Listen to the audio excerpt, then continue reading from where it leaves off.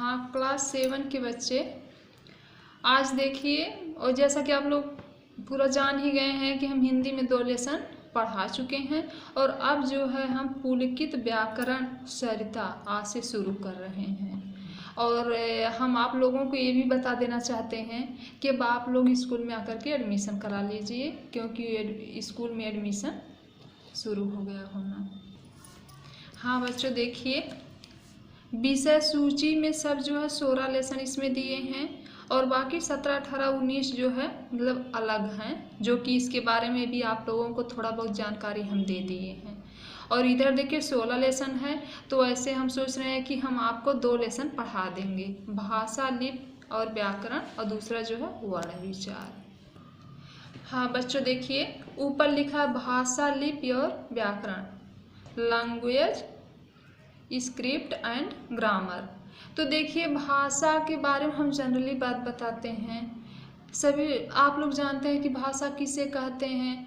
तो भाषा ही एक ऐसा माध्यम है कि जिसके द्वारा चाहे हम आप हों, चाहे कोई भी इंसान हो, भाषा के द्वारा ही अपने मन के भाव को व्यक्त करता है। तो कोई आपसे पूछ दे भाषा किसे कहते हैं, तो बस यही बता दीजिए कि भाषा के ही माध्यम से हम अपने विचारों को एक दूसरे तक पहुंचाते हैं। अब देखिए आपकी बुक में क्या है, हम पिछली कक्षाओं में भी पढ़ चुके हैं, जैसा कि हमने आप लोगों को पढ़ा भी दिया, लिखा भी दिया, समझा भी दिया।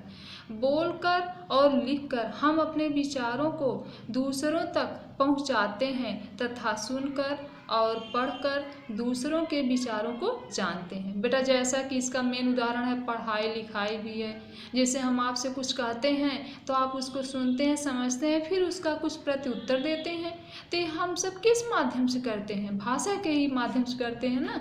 चाहे उस भाषा को लिखित माध्यम से करें, चाहे बोल करके करें, तो इसे ही भाषा कहा जाता है। भाषा विचारों व भावों के परस्पर आदान प्रदान का साधन है। भाषा क्या है? भाषा विचारों और भावों के परस्पर आदान प्रदान का साधन है, यानी विनिमय व्यवस्था का साधन है। हम आपसे कुछ कहेंगे, आप हमसे कुछ कहेंगे, ऐसे ही एक दूसरे से विचारों का आदान प्रदान होता रहता है। नीचे दिए गए चित्र में यातायात सिपाही संकेत के माध्यम से अपनी बात समझा रहा है। जैसा कि आप लोग रोड पर देखते ही हैं कि वहाँ एक बत्ती रहती, बत्ती के भी माध्यम से हम लोग समझ जाते हैं। और जो ट्रैफिक पुलिस होती है वो भी संकेत के ही माध्यम से बताती है किसको किधर जाना है, किसको रुकना है, किसको वेट करना है। क्या आप इसे भाषा कहेंगे? निश्चित रूप से नहीं।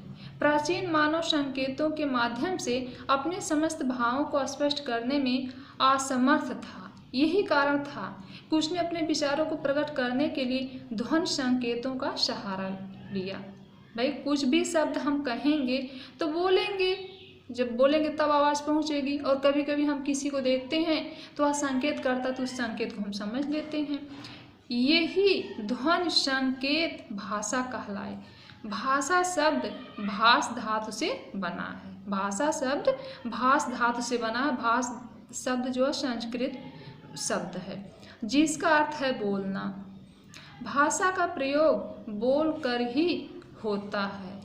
भाषा का प्रयोग केवल हम बोलकर करते हैं, परंतु दूर स्थित व्यक्ति के लिए हम अपने विचार लिखकर प्रकट करते हैं। जैसे हम लोग मैसेज करते हैं या व्हाट्सएप पर बातें करते हैं, तो हम उसको बोलकर नहीं बल्कि लिख करके करते हैं। और इधर से लिखते हैं, फिर उधर से उत्तर आ जाता है, फिर लिखते हैं, फिर उत्तर आता है, ऐसे क्वेश्चन आंसर होता रहता है।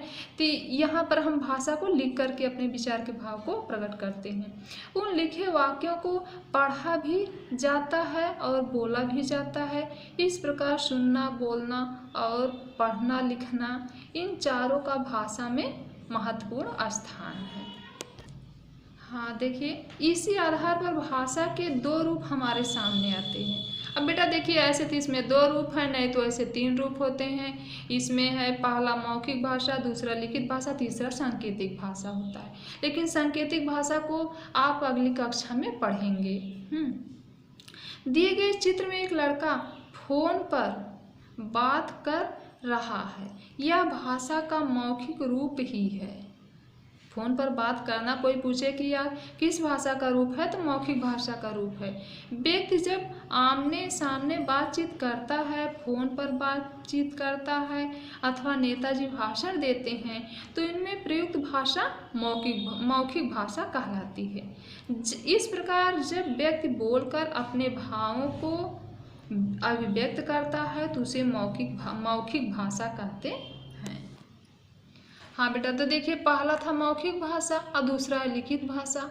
मौखिक भाषा तो आप लोगों को आ ही गया होगा कि जैसे हम फ़ोन पर बातचीत करते हैं या किसी से बातचीत करते हैं तो मौखिक भाषा होती है। और लिखित भाषा जिसको इंग्लिश में रिटन लैंग्वेज कहते हैं। देखिए दिए गए चित्र में आप देख रहे हैं कि अध्यापक जी श्यामपट्ट पर लिखकर बच्चों को समझा रहे हैं। जैसा आप लोग चित्र में देख ही रहे हैं और ऐसा हम लोग भी आप लोगों के साथ करते हैं कि ब्लैक बोर्ड पर कुछ लिख करके समझाते हैं और पढ़ाते हैं। वे लिखित भाषा का प्रयोग कर रहे हैं। जो हम लोग ब्लैक बोर्ड पर लिखकर समझाते हैं तो वह लिखित भाषा का प्रयोग करते हैं। किन्हीं प्रश्नों के उत्तर लिखते हुए, गणित के सवाल हल करते हुए, पत्र या निबंध लिखते हुए, कविता या कहानी लिखते हुए लिखित भाषा का ही प्रयोग करते हैं। मतलब ब्लैक बोर्ड पर जो कुछ भी हम लोग लिखकर समझाते हैं वहाँ पर हम लिखित भाषा का प्रयोग करते हैं। यदि वही चीज़ हम ऐसे मुँह ज़बानी बता दें तो वह जो मौखिक भाषा के अंतर्गत आ जाता है। इस प्रकार जब व्यक्ति लिखकर अपने भावों को अभिव्यक्त करता है तो उसे लिखित भाषा कहते हैं। ये भी समझ में आ गया होगा कि जब व्यक्ति अपने मन के भावों को लिखकर व्यक्त करता है तो उसे लिखित भाषा कहते हैं। अब देखिए लिप माने होता है लिखना, स्क्रिप्ट जिसको इंग्लिश में कहते हैं। लिप माने लिखना। वर्णों या अक्षरों को लिखने के ढंग को लिपि कहा जाता है। वर्णों या अक्षरों के लिखने के ढंग को लिपि कहा जाता है। विश्व में बोली जाने वाली प्रत्येक भाषा की अपनी लिपि होती है। विश्व में जितनी भी भाषाएं बोली जाती हैं सबकी अपनी अलग अलग लिपि होती है। जैसे उदाहरण में आप लोग हिंदी कैसे लिखते हैं, इंग्लिश कैसे लिखते हैं, और जैसे उर्दू है, गुजराती, मराठी है, मतलब कि सब भाषाओं की लिखने की अपनी अलग अलग ये लिपि होती है। एक ही लिपि में कई भाषाएं भी लिखी जा सकती हैं। आइए कुछ भाषाओं की लिपियों को जानें। अब देखिए क्या है, इधर भाषा, इधर लिपि है, इधर वाक्य दिया गया है। हिंदी की लिपि मतलब हिंदी हम लिखते हैं तो देवनागरी लिपि में लिखते हैं। जैसे देखिए वाक्य में दिया, व्याकरण भाषा को शुद्ध बोलना लिखना सिखाता है। व्याकरण भाषा को शुद्ध बोलना लिखना सिखाता है। मतलब व्याकरण का काम ही है कि हम शुद्ध बोलें और शुद्ध लिखें। गुजराती भाषा देखिए, इसकी लिपि देवनागरी है। इसका मतलब ये जैसे हम हिंदी लिखते हैं उसी तरह से गुजराती भी लिखते हैं। अब देखिए इसमें क्या है, हिंदी है लेकिन अलग अंतर है। मने भारतीय होवा पर गर्व छे। संस्कृत भाषा देखिए ये भी देवनागरी लिपि है। अब इसमें देखिए क्या, मह्यम संस्कृतम रोचते। पंजाबी भाषा है, इसके लिए गुरमुखी है। अब इसमें देखिए क्या लिखा है भाई, आप लोग पढ़ लीजिएगा यदि आता होगा तो। अब देखिए बांग्ला भाषा है, इसकी लिपि बंगाली होती है। ये भी देखिए ये जो दो भाषाएं हैं ये सब हम लोगों से परे हैं। ये सबको हम लोग जब पढ़ेंगे तभी पढ़ पाएंगे। मराठी है, देखिए इसकी लिपि देवनागरी लिपि है। यानी मराठी, हिंदी, गुजराती और संस्कृत ये सब की लिपि जो है देवनागरी है। यानी एक ही तरह से हम लोग लिखते हैं। मी भारती आहे याचा मला अभिमान आहे। अब अगला है देखिए लास्ट वाला अंग्रेजी की लिपि जो है रोमन होती है। जैसे आई लव माई कंट्री। हाँ आप देखिए हिंदी तथा अन्य भारतीय भाषाएं, मतलब हिंदी भी है और इसके साथ अन्य भारतीय भाषाएं भी हैं। हिंदी भारत की राजभाषा है। हिंदी भारत की राजभाषा है। बेटा आप लोग कभी हिंदी को राष्ट्रभाषा मत कहिएगा, यह राजभाषा है। भारत की मतलब अधिकांश भागों में हिंदी बोला जाता है। हिंदी बोली जाती है, लेकिन फिर भी इसको राष्ट्रभाषा का दर्जा अभी नहीं मिला है। हमारे देश के हर प्रदेश में भिन्न भिन्न भाषाओं का प्रयोग होता है, लेकिन हिंदी भाषा सबसे अधिक लोकप्रिय एवं प्रचलित भाषा है। 14 सितंबर 1949 ईस्वी को हिंदी को भारतीय संघ की राजभाषा घोषित किया गया है। यही कारण है कि 14 सितंबर को हम हिंदी दिवस के रूप में मनाते हैं। 14 सितंबर को हम हिंदी दिवस के रूप में क्यों मनाते हैं? क्योंकि 14 सितंबर 1949 को ही हिंदी को राजभाषा का दर्जा दिया गया है। आगे देखिए, भारतीय संविधान द्वारा भारत की 22 भाषाओं को मान्यता प्रदान की गई है। हमारे संविधान में सब 22 भाषाओं को मान्यता दी गई है। मान्यता प्राप्त ये भाषाएं हैं, अब देखिए 22 भाषाओं क्या है?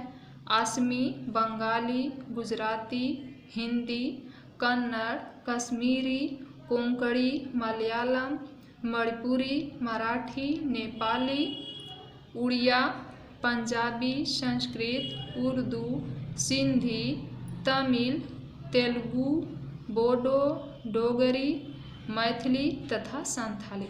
ये सब बेटा आदिवासियों की भाषा है।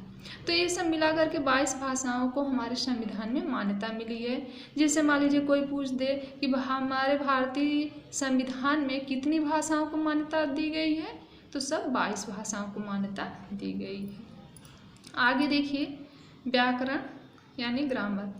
प्रत्येक भाषा के कुछ नियम होते हैं। जो शास्त्र इन नियमों की जानकारी देता है उसे व्याकरण कहते हैं। इन्हीं नियमों के आधार पर हम भाषा को सही रूप में बोलना और लिखना सीखते हैं। देखिए, शास्त्र मतलब जितने भाषा हैं उनके अलग अलग नियम हैं, उनके लिखने के और उनके पढ़ने के भी नियम हैं। तो जो उस नियम की जानकारी देता है उसको व्याकरण कहते हैं। देखिए, चाहे संस्कृत का व्याकरण हो, इंग्लिश का हो, हिंदी का हो, तो सबका व्याकरण मतलब थोड़ा बहुत आपस में मिलता है, लेकिन उसके नियम अलग हैं। व्याकरण वह शास्त्र है जिसके द्वारा हम किसी भाषा को शुद्ध रूप से बोलना, लिखना तथा पढ़ना सीखते हैं। हाँ, देखिए व्याकरण के भाग। व्याकरण के निम्नलिखित 3 भाग हैं। देखिए, पहला है वर्ण विचार, फोनोलॉजी। इसमें वर्णों के प्रकार तथा रूप आदि के बारे में विचार किया जाता है। वर्ण का मतलब वही जो आ वर्ण का वर्ण है ना, यही सब होता है। तो इसमें मतलब वर्ण कितने प्रकार के होते हैं, उनके रूप क्या होते हैं, उसके बारे में वर्णन किया जाता है। दूसरा है शब्द विचार, मोर्फोलॉजी। इसमें शब्दों के भेद, मतलब शब्द कितने प्रकार के होते हैं, इनके रूप कैसे होते हैं, इनकी बनावट कैसी होती है, इनकी उत्पत्ति कैसी होती है, इसके बारे में विचार किया जाता है। अब देखिए, तीसरा वाक्य है सेंटेंस। सेंटेंस यहाँ दिया है।